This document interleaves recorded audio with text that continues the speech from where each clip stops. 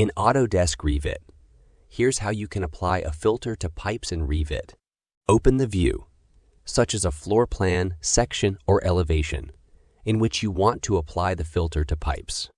Go to Visibility Graphics, Overrides. In the view, go to the View tab on the ribbon, and then click on the Visibility Graphics button. This will open the Visibility Graphics dialog box. Select Filters tab. In the Visibility Graphics dialog, navigate to the Filters tab. Here you can define and apply filters to various elements, including pipes. Click the Add button to create a new filter.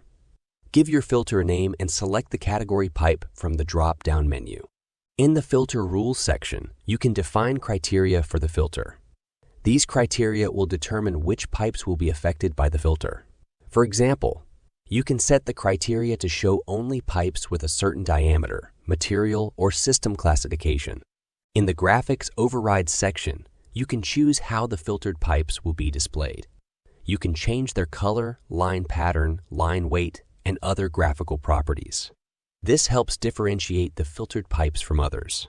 As you make changes to the filter criteria and graphic overrides, you can see a preview of how the filtered pipes will appear in the preview section. Once you're satisfied with the settings, click the OK button to apply the filter. Back in the Visibility Graphics dialog, make sure the newly created filter is selected in the filters list. Then check the box next to pipe under the filter column.